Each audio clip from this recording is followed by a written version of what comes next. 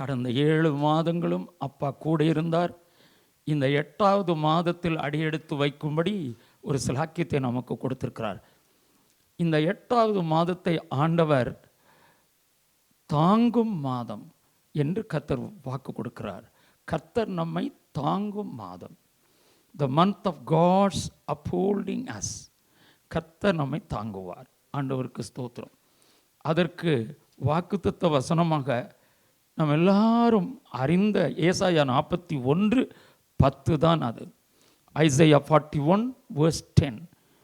அந்த வசனம் என்ன சொல்கிறது? நீ பயப்படாதே, நான் உன்னுடனே இருக்கிறேன். திகையாதே, நான் உன் தேவன். நான் உன்னை பலப்படுத்தி உனக்கு சகாயம் பண்ணுவேன். என் நீதியின் வலது கரத்தினால் உன்னை தாங்குவேன் என்று வருகிறது. பார்த்தீர்களா? ஆண்டவருக்கு ஸ்தோத்திரம். நம்முடைய ஆண்டவர் நீதியின் வலது கரத்தினால் நம்மை தாங்குவார். இந்த மாதத்தில் தாங்குவார். ஆண்டவருக்கு ஸ்தோத்திரம். ஆம், நம்முடைய தேவன் உயர்ந்தவருங்க. ஆனாலும் அவர் வாழ்க்கை போராட்டங்களிலே நாம் பலவீனப்பட்டு விழத்தக்கதான சூழ்நிலைகள் ஏற்படுகிறது. அந்த நேரங்கள் எல்லாம் ஆண்டவர் என்ன செய்கிறார்னா, ஒரு தகப்பனை போல ஓடி வந்து தம்முடைய கிருபையினால் நம்ம என்ன செய்கிறார்னா தாங்கி பிடிக்கிறார். வாழ்க்கையின் பாரம், கவலை, கடன் பிரச்சனை அல்லது கடந்த கால பாவங்கள் நம்மை மடங்கடித்து நாம் நிமிர்ந்து நிற்க முடியாதபடி செய்கிறது. தலைகுனிந்து நிற்கும் சூழ்நிலை. ஆனால் பல சூழ்நிலைகளிலையும், அப்படிப்பட்ட நிர்பந்தமான சூழ்நிலைகளிலும் கர்த்தர் தாமே நமது பாரங்களை அகற்றி நம் தலையை உயர்த்துகிறார். நம் தலையை உயர்த்தி நமக்கு மீண்டும் புதிய நம்பிக்கையை ஆண்டவர் தருகிறார். உண்மைதானே? ஆம், இதுதான் தேவன் தாங்குகிற மாதத்தில் உள்ளதான சிலாக்கியம். ஆண்டவருக்கு ஸ்தோத்திரம். சரி, கர்த்தர் நம்மை எப்படி தாங்குவார் அப்படின்னு நம்ம பார்க்க போகிறோம். How God will uphold us. முதல்ல கர்த்தரின் கிருபை நம்மை தாங்குமாமா. சங்கீதம் 94:18 சொல்கிறது. Psalm 94:18 says, என் கால் சறுக்குகிறது என்று நான் சொல்லும்போது கர்த்தாவே உமது கிருபை என்னை தாங்குகிறது என்று சொல்லப்பட்டிருக்கிறது. பார்த்தீர்களா? கிருபை நம்மை தாங்குகிறது. கர்த்தருடைய கிருபை. அதனால தான் கர்த்தர் நம்மை எப்படி தாங்குவார்? முதல்ல கர்த்தரின் கிருபை நம்மை தாங்குகிறது. கர்த்தர் தம்முடைய கிருபையினால் நம்மை தாங்கிக் கொள்கிறார். 2வது, கர்த்தரின் கை நம்மை தாங்கும். சங்கீதம் 37:24 சொல்கிறார். Psalm 37:24, அவன் விழுந்தாலும் தள்ளுண்டு போவதில்லை, கர்த்தர் தமது கையினால் அவனை தாங்குகிறார் என்று சொல்லப்பட்டிருக்கிறது. எவ்வளோ அருமையான தகப்பன்! நீங்கள் விழுந்துட்டேனேன்னு நினைக்காதீங்க. கர்த்தருடைய கரம் நம்மை தாங்கும். கர்த்தரின் கை நம்மை தாங்கும். அதே போல் தெய்வ பிள்ளைகளை கர்த்தர் நம்ம எப்படி தாங்குவார் தெரியுமா? கர்த்தரின் கிருபை, கர்த்தரின் கை மாத்திரமல்ல, உற்சாகமான ஆவி. சங்கீதம் 51:12 சொல்கிறது. உமது இரட்சண்யத்தின் சந்தோஷத்தை திரும்பவும் எனக்கு தந்து உற்சாகமான ஆவி என்னை தாங்கும்படி செய்யும் என்று அழகாய் சொல்லப்பட்டிருக்கிறது. Yes, restore to me the joy of your salvation and uphold me by your generous spirit. ஆமாம், உற்சாகமான ஆவி என்னை தாங்கும்படி செய்யும் என்று சொல்லி அழகான ஒரு ஜெபத்தை சங்கீதக்காரன் அங்கே சொல்கிறார். ஆம், கர்த்தர் நம்ம எப்படிலாம் தாங்குவார்னு பார்த்துட்ருக்கோம். தாயின் வயிற்றில் தோன்றினது முதல் ஆண்டவர் தாங்குகிறாராமா. ஏசாயா 46:3 அவிதம் சொல்ல. Isaiah 46:3 says, யாக்கோபின் சந்ததியாரே, இஸ்ரவேல் சந்ததியில் மீதியாகிய சகல ஜனங்களே, எனக்கு செவி கொடுங்கள். தாயின் வயிற்றில் தோன்றினது முதல் உங்களை ஏந்தி, தாயின் கர்ப்பத்தில் உற்பத்தி ஆனது முதல் உங்களை தாங்கினேன் என்று அழகாய் தீர்க்கதரிசி சொல்லுகிறார். ஆண்டவர் நம்ம நேசிக்கிறாருங்க. அவர் நம்ம நேசிக்கிற கர்த்தர். ஆண்டவருக்கு ஸ்தோத்திரம். ஏசாயா 46:4 சொல்லுகிறது, உங்கள் முதிர் வயது வரைக்கும் நான் அப்படி செய்வேன் என்று ஆண்டவர் சொல்லுகிறார். நரை வயது மட்டும் நான் உங்களை தாங்குவேன். நான் அப்படி செய்து வந்தேன், இனிமேலும் நான் ஏந்துவேன், நான் சுமப்பேன், தப்புவிப்பேன் எவ்வளவு அருமையாக ஆண்டவர் சொல்கிறார் பார்த்தீங்களா?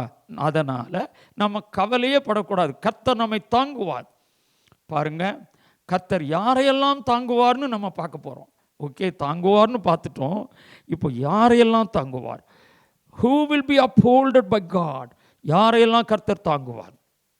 முதலாவதாக வியாதியாய் கிடக்கிறவனை கர்த்தர் தாங்குவார் என்று நம்ம பார்க்க போகிறோம். சங்கீதம் 41:3 சொல்லுகிறது, படுக்கையின் மேல் வியாதியாய் கிடக்கிற அவனை கர்த்தர் தாங்குவார். அவனுடைய வியாதியிலே அவன் படுக்கை முழுவதையும் மாற்றி போடுவேன். விலகினோன்னு படுத்தே இருக்கீங்களா? ஐயோ, வீட்டில் பெரியவங்க ரொம்ப வேதனையோடு இருக்கீங்களா? கர்த்தர் உங்களை பார்த்து சொல்லுகிறார், படுக்கையின் மேல் வியாதியாக கிடக்கிற உன்னை கர்த்தர் தாங்குவார் என்று ஆண்டவர் சொல்லுகிறார். வியாதி படுக்கை முற்றிலும் மாற்றி போடுவார். நம்முடைய ஆண்டவர் தொடர்ந்து யாரெல்லாம் தாங்குவார்? நீதிமான்களை தாங்குவாருங்க. சங்கீதம் 37:17 சொல்கிறது, Psalm 37:17, துன்மார்க்கருடைய புயங்கள் முறியும், நீதிமான்களையோ கர்த்தர் தாங்குகிறார். But the Lord upholds the righteous என்று பார்க்கிறோம். நீதிமான்களையோ கர்த்தர் தாங்குகிறார். அதே போல வியாதியை கிடக்கிறவனை தாங்குகிறார், நீதிமான்களை தாங்குகிறார். தொடர்ந்து கர்த்தரை தொடர்ந்து பற்றி கொண்டால் அவர்களை ஆண்டவர் தாங்குவாராம். சங்கீதம் 63:8 சொல்கிறது, என் ஆத்துமா உம்மை தொடர்ந்து பற்றி கொண்டிருக்கிறது, உமது வலதுகரம் என்னை தாங்குகிறது. பார்த்தீர்களா? ஆண்டவருடைய வலதுகரம் நம்மை தாங்குகிறது. அது அடுத்தபடியாக நாம் பார்க்கிறோம், வல்லமையுள்ள வசனத்தினால் ஆண்டவர் என்ன செய்கிறார்? தாங்குகிறார். எபிரேயர் 1:3 அப்படி சொல்லுகிறது. ஹீப்ரூஸ் சாப்டர் 1:3, இவர் அவருடைய மகிமையின் பிரகாசமும் அவருடைய தன்மையின் சொரூபமுமாய் இருந்து சர்வத்தையும் தம்முடைய வல்லமையுள்ள வசனத்தினாலே தாங்குகிறவராய் தம்மாலே தாமே நம்முடைய பாவங்களை நீக்கும் சுத்திகரிப்பை உண்டு பண்ணி உன்னதத்தில் உள்ள மகத்துவமானவருடைய வலது பாரிசத்திலே உட்கார்ந்தார் என்று எழுதப்பட்டிருக்கிறது. ஆக தேவனுடைய பிள்ளைகளை யாரையெல்லாம் கர்த்தர் தாங்குவார்? வியாதியாய் இருக்கிறவனை ஆண்டவர் தாங்குவார். வியாதி படுக்கையில் இருக்கிறவர்களை கர்த்தர் தாங்குவார். அடுத்தது நீதிமான்களை கர்த்தர் தாங்குகிறார். தொடர்ந்து நாம் பார்க்கணும், கர்த்தரை தொடர்ந்து பற்றி கொண்டவர்களை அவருடைய வலதுகரம் தாங்குகிறது. தேவ பிள்ளைகளே, வல்லமையுள்ள வசனத்தை தொடர்ந்து ஆண்டவர் அனுப்புகிறார். எபிரேயர் 1:3 அதை பார்க்கிறோம், தம்முடைய வல்லமையுள்ள வசனத்தினாலே தாங்குகிறார் என்று எழுதப்பட்டிருக்கிறது. கடைசியாக த கன்க்ளூஷன், முடிவுரையாக சங்கீதம் 145:14 நாம் வாசிக்கும்போது, கர்த்தர் விழுகிற யாவரையும் தாங்கி மடங்கடிக்கப்பட்ட யாவரையும் தூக்கி விடுகிறார் என்று எழுதப்படுகிறது. The Lord upholds all who fall and raises up all who are bowed down என்று எழுதப்பட்டிருக்கு. ஆமாம், விழுகிறவர்களையும் தாங்குகிறார், மடங்கடிக்கப்பட்ட யாவரையும் தூக்கி விடுகிறார். நம்முடைய ஆண்டவர் தாங்கும் மாதம். அதனால் கலங்காதீங்க, கர்த்தர் தாங்குவார். நல்ல தகப்பனே, நம்முடைய பிள்ளைகளை தாங்கி விடுவீராக. இந்த மாதம் சொன்னபடியே கர்த்தர் தாங்க வேண்டும் என்று ஜெபிக்கிறோம். ஒவ்வொருவரையும் தாங்கி வழி நடத்துங்க. இயேசு கிறிஸ்து மூலம் பிதாவே, ஆமென். எங்கள் முகவரி: தரிசன தேவசபை ஜெப வீடு, 70 வைட் தெரு, செட்டிப்பாளையம் ரோட், போத்தனூர், கோவை 23, தமிழ்நாடு, தென்னிந்தியா. தொலைபேசி எண் 9444111009. மேலும் விவரங்களுக்கு 9620555872 என்ற வாட்ஸ்அப் எண்ணில் தொடர்பு கொள்ளலாம்.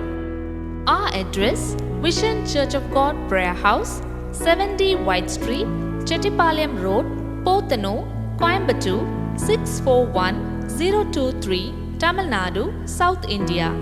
Mobile number 9431100809. For more details, contact us through WhatsApp. Our WhatsApp number 9629055872. உங்கள் ஜெப தேவைகளை info@visionchurchofgod.com என்ற மின் அஞ்சலுக்கு அனுப்பலாம். உங்களுக்காக ஜெபிக்க நாங்கள் காத்திருக்கிறோம். மேலும் Facebook, Instagram போன்ற சமூக ஊடகங்களில் எங்களை பின்தொடருங்கள். மற்றும் எங்கள் vision church of God prayer house YouTube சேனலை சப்ஸ்கிரைப் செய்யுங்கள். எங்கள் ஊழியங்களை குறித்து நீங்கள் மேலும் அறிய விரும்பினால் www.visionchurchofgod.com என்ற இணையதளத்தை பாருங்கள். நன்றி. Kindly mail your prayer request to info@visionchurchofgod.com. Follow us on Facebook and Instagram. Subscribe now to our YouTube channel for messages of hope, encouragement and inspiration. If you would like to know more about our ministry, log on to www.visionchurchofgod.com. Thank you and God bless you.